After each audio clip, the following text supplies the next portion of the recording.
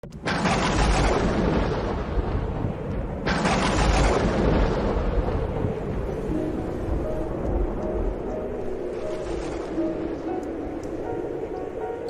l'arrestation de Jean, Jésus partit pour la Galilée proclamer l'évangile de Dieu. Il disait, « Les temps sont accomplis, le règne de Dieu est tout proche. Convertissez-vous et croyez à l'évangile. » Passant le long de la mer de Galilée, Jésus vit Simon et André, le frère de Simon, en train de jeter les filets dans la mer, car c'étaient des pêcheurs. Il leur dit, « Venez à ma suite. Je vous ferai devenir pêcheurs d'hommes. » Aussitôt laissant leurs filets, ils le suivirent. Jésus avança un peu, et il vit Jacques, fils de Zébédée, et son frère Jean, qui étaient dans la barque et réparaient les filets. Aussitôt Jésus les appela. Alors, laissant dans la barque leur père Zébédée avec ses ouvriers, ils partirent à sa suite. Acclamons la parole de Dieu.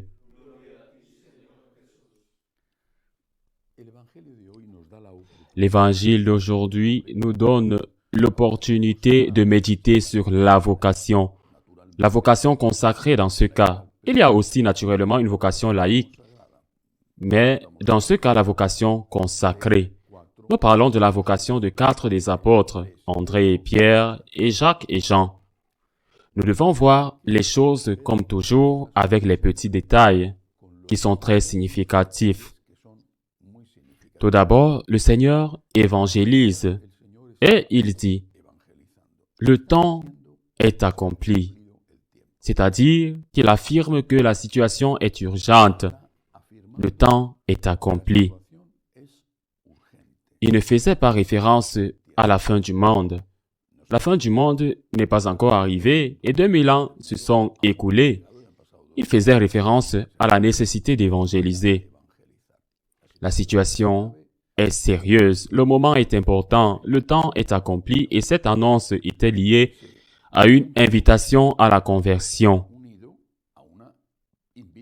Se convertir et croire en l'Évangile. Le royaume de Dieu est proche. Il le faisait, mais naturellement, il avait besoin d'aide. S'il prêchait, ceux qui l'écoutaient, l'écoutaient. Si 12 prêchaient, se séparant et allant dans différents endroits, plus l'écouteraient. La situation était urgente, le temps est accompli, le royaume de Dieu est proche. Se convertir. Se convertir. Première chose, donc, premier détail, très important, l'urgence. Une tâche doit être faite, et cette tâche doit être faite non pas par les anges du ciel qui font leur part, mais elle doit être faite par des hommes qui sont prêts à collaborer avec le Christ. Premier détail. Deuxièmement, le Seigneur s'adresse à des gens qui ont leur vie et leur projet. Eh bien, nous avons tous notre vie. Je vais dire qu'ils ont leur vie déjà faite. Nous ne savons pas quel âge ils avaient. Les gens se mariaient jeunes, mais nous savons qu'au moins Saint Pierre était déjà marié et selon la tradition, il avait une fille. Eh bien, au moins, il était marié. Et ça, c'est sûr, parce qu'il avait une belle-mère.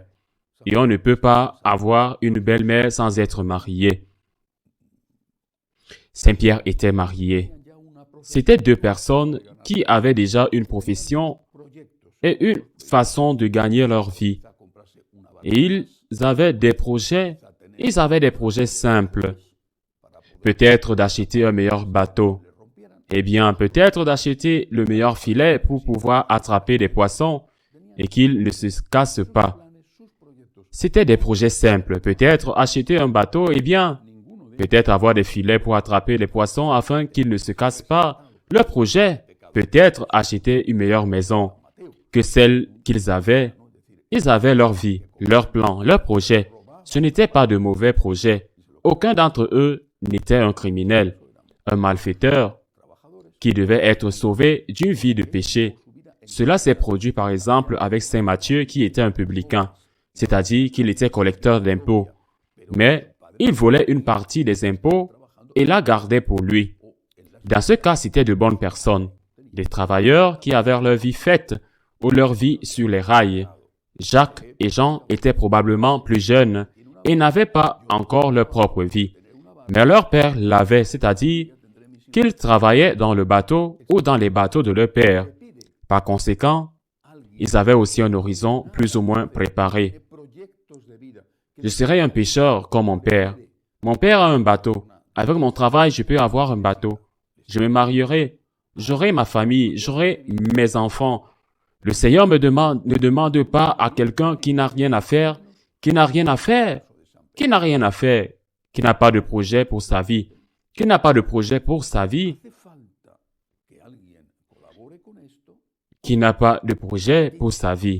Il demande à quelqu'un qui a un projet, un bon projet, même une vie déjà sur les rails, au moins dans le cas de Saint-Pierre. Le moment est urgent. Il est nécessaire que quelqu'un collabore à cela. Je te demande, je sais que tu as déjà ta vie. Viens avec moi.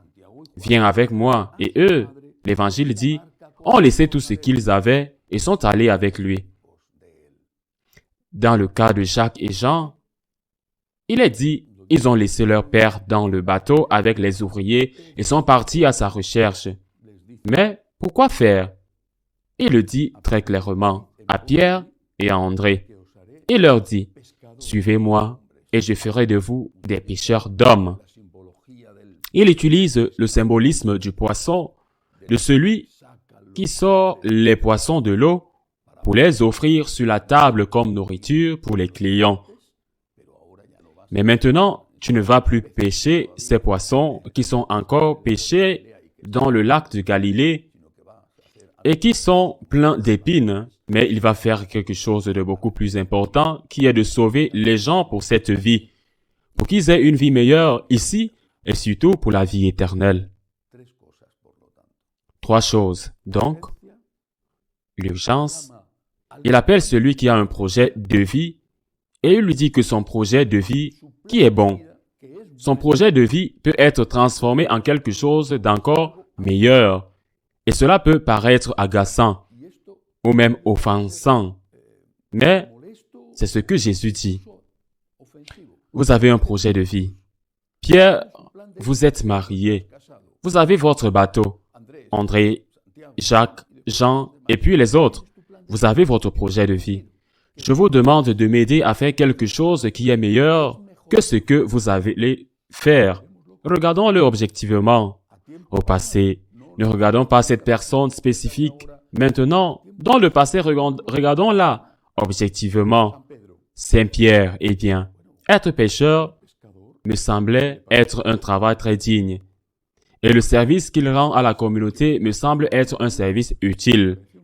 Personnellement, j'aime beaucoup le poisson et je respecte le travail que font les pêcheurs. Je pense à ceux qui doivent passer des mois sur un bateau en mer pour attraper des poissons qu'ils mettent ensuite sur nos tables congélées ou frais. Je pense que c'est un travail digne et important. Est-ce que Pierre a fait quelque chose de plus important que ce travail important? Est-ce qu'il a arrêté de pêcher des poissons dans le lac de Galilée pour se consacrer à l'évangélisation?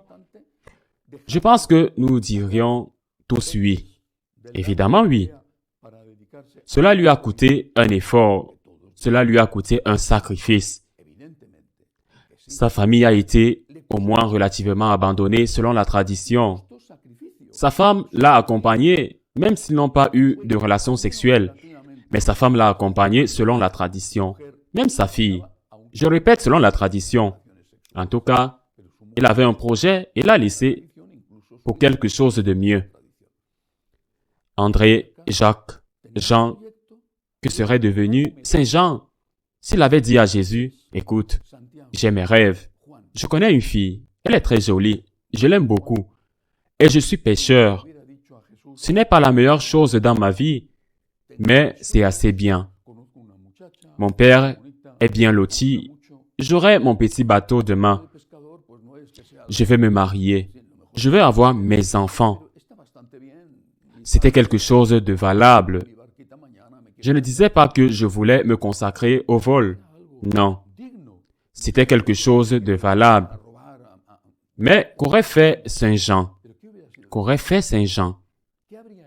Eh bien, il aurait fait quelque chose d'important, comme mettre du poisson sur la table des gens, mais qu'a fait Saint Jean? Ce qu'il a fait est beaucoup plus important, sans comparaison. Évangéliste, auteur de quelques belles lettres, celui qui prend soin de la Sainte Vierge, le disciple bien-aimé de Jésus, le disciple aimé de Jésus, vu au moins du point de vue de la foi, est beaucoup plus important sans comparaison, et vu du point de vue humain, exactement le même. Qui se souviendrait aujourd'hui, 2000 ans plus tard, qu'il y avait un certain Jean, fils de Zébédée?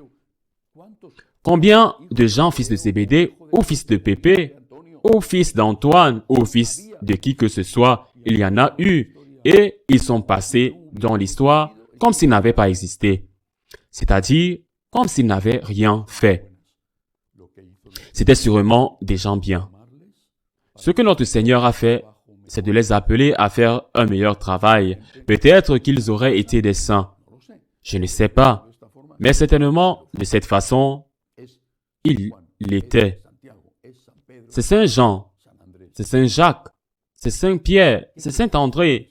Qu'est-ce que je veux dire par là?